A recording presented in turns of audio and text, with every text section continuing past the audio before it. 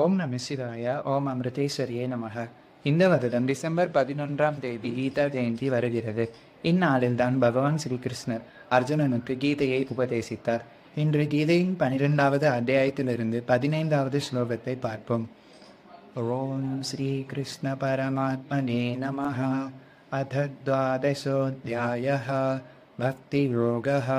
ஸ்ரீ பகவானுவாச்ச यस्मान्नो द्विजते रोगो लोकान्नो द्विजते च यः हर्षमर्षभयोद्वेगे युक्तो यस्य च मे प्रियः.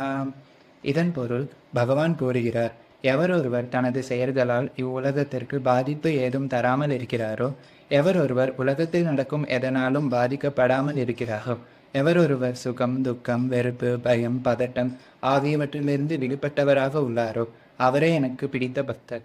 நாம் நல்ல மனிதர்களாக மாறுவதே இறைவனுக்கு பிடிக்கும். நமது சாஸ்திரங்கள் ஈசாவாஸ்யம் இதம் சர்வம் என்று கூறுகின்றன. இதன் பொருள் இங்கு காணும் அனைத்திலும் இறைவனின் ரூபங்களை நிறைந்திருக்கின்றன என்பதாகும். அனைவரிலும் இறைவனை காண எளிய வழி அனைத்திலும் இருக்கும் நல்லதை மட்டும் பார்ப்பது. வானத்து கார்மேகங்கள், பூத்துக்குழுகும் மரங்கள், இடைவிடாது கடலில் எழும் அலைகள், இவற்றையெல்லாம் ஒரு குழந்தையின் கண்களில் பார்க்கும்போது இவற்றையெல்லாம் இயக்கும் ஒரு பரம்பொருள் உண்டு என்று நம்மால் நிச்சயமாக சொல்ல முடியும். நம்மால் கதிரவனை காண முடிகிறது என்றால் அது நம் கண்ணின் மகத்துவம் கொண்டு மட்டும் அல்ல.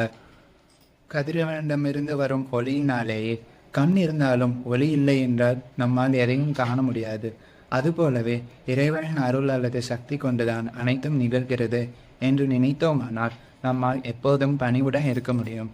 சாதாரணமாக நமக்கு பிடிக்காதவாறு மற்றவர்கள் நடந்து கொண்டார்கள் என்றால் நமக்கு உடனே கோபம் வந்துவிடும். ஆனால் நாம் முயன்றால் நமக்கு நிகழும் ஒவ்வொரு சூழ்நிலையிலிருந்தும் ஒரு பாடம் கற்றுக்கொள்ள முடியும். மேலும் அந்த சூழ்நிலைகளை நம்மை இன்னும் பக்குவப்படுத்துவதற்கு இறைவன் கொடுத்த வாய்ப்பு என்று கருதலாம். உதாரணமாக, நம்முடன் யாராவது கோபம் கொண்டால்தான் நம்முள்ளே இன்னும் கோபம் இருக்கிறதா இல்லையா என்பதே நமக்கு தெரியும். ஒவ்வொரு சூழ்நிலை வரும்போதும் நாம் எந்த அளவுக்கு அதனை நிதானமாக கையாள்கிறோம் என்பதை சோதித்து பார்க்க அந்த சூழ்நிலைகளை ஒரு வாய்ப்பாக எடுத்துக்கொள்ளலாம். அம்மா கூறுவார்கள், இந்த உலகம் ஒரு கண்ணாடியை போன்றது என்று. அதில் நம்மள் இருக்கும் அழுக்குகளை தெளிவாக காணலாம். இதனை உணர்ந்து மற்றவர்களை குறை கூறுவதை விட்டு நம் குறைகளை நீக்க நம்மால் முடிந்தவற்றை நாம் செய்து கொண்டே இருக்க வேண்டும். நம்முள் இருக்கும் குறைகளை நாம் அதிகம் உணர நமக்கு மற்றவர்கள் குறைகளை பொறுத்து கொள்ளும் சக்தி கிடைக்கும். அது கிடைத்தாலே நாம் யாரிடமும் வெறுப்பு காட்ட மாட்டோம். சில சமயங்களில் நமக்கு இவ்வாறு தோன்றலாம், நாம் நல்லது செய்தாலும் பிறர் அதனை பொருட்படுத்துவதே இல்லையே, பிறகு ஏன் நாம் நல்லது செய்ய வேண்டும் என்று.